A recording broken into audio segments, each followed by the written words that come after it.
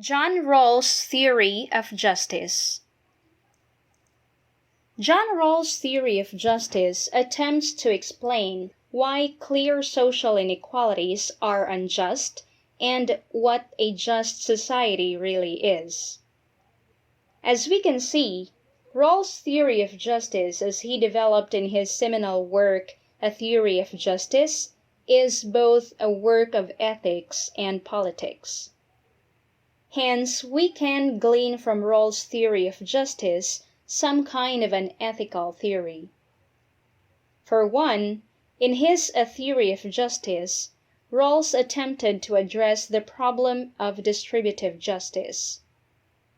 And so, in what follows, this discussion will briefly sketch the key concept of Rawls' theory of justice.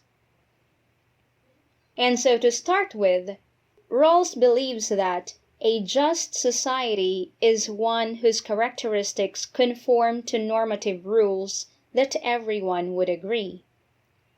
This explains why Rawls' theory of justice begins by introducing the fundamental principle that every individual is inviolable.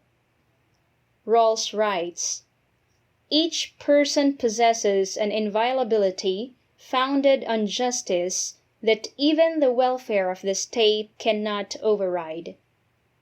Therefore, the rights secured by justice are not subject to political bargaining or to the calculus of social interest." From this fundamental principle, we can draw the following implications. First, for Rawls, life should not be sacrificed for the sake of the majority. For example, suppressing the people's right to speech and expression for the sake of economic growth is morally wrong for Rawls.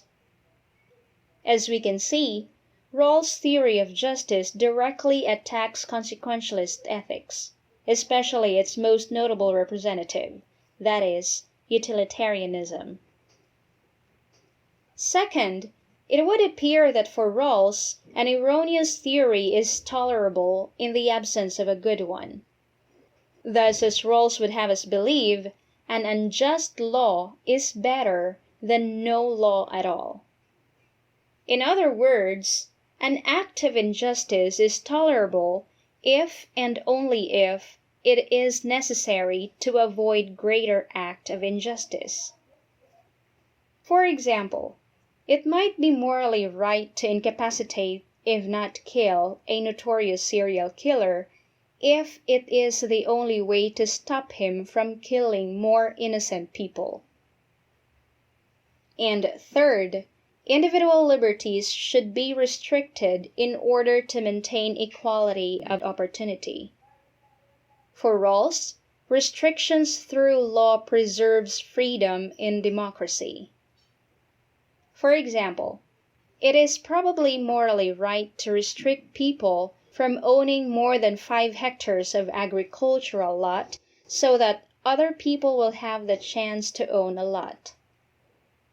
With this, we can now come up with 2 basic principles of justice that Rawls introduced in his seminal work, A Theory of Justice. These 2 principles of justice are expressions of what Rawls calls justice as fairness. The first principle puts emphasis on equal access to the basic human needs, rights, and liberties. Rawls calls this the equal liberty principle. This principle guarantees the right of each person to have the extensive basic liberty compatible with the liberty of others. Some examples of this right are the right to life, the right to vote, the right to speech, and the right to peaceable assembly. Now, the second principle emphasizes the idea of fair equality of opportunity and the equal distribution of socioeconomic inequalities. Rawls calls this the difference principle. This principle implies that social and economic positions are to be to everyone's advantage and open to all. But how can such principles be universally adopted? Or how can we actualize Rawls' theory of justice? It is here where Rawls' notions of the veil of ignorance and the original position come in. Rawls introduces the theoretical veil of ignorance in which all players in the social game would be placed in a hypothetical situation called the original position. Rawls suggests that in the original position, each individual does not know her sex, race, natural abilities, social status, economic conditions, and the like. In other words, in the original position, individuals hide their identity behind the veil of ignorance. Just like in Husserl's epoche or phenomenological reduction, the individual in the original position sets aside her biases towards and preconceptions about anything. According to Rawls, out of this veil of ignorance, each individual makes a rational prudential choice concerning the kind of social institution they would enter into contract with. As we can see, Rawls appears to be a moral contractarian, and his theory of justice is in itself a kind of social contract. Rawls recommends that individuals in the veil of ignorance ought to adopt a generalized point of view that bears strong resemblance to a moral point of view. And according to Rawls, if everybody in the original position promotes equality, then justice as fairness is attained. If inequality is upheld, then injustice prevails.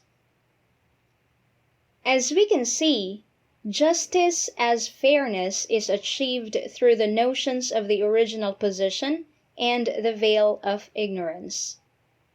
In the original position, individuals agree on specific social rules and institutions, and in the veil of ignorance, individuals choose the basic structure of society that they thought is just. This is possible because Rawls argues that selfish but rational people who are detached from their concrete identity and context will freely choose to create a society that is truly just. In fact, Rawls believes that, through the veil of ignorance, individuals can identify universal beliefs about how society should be organized.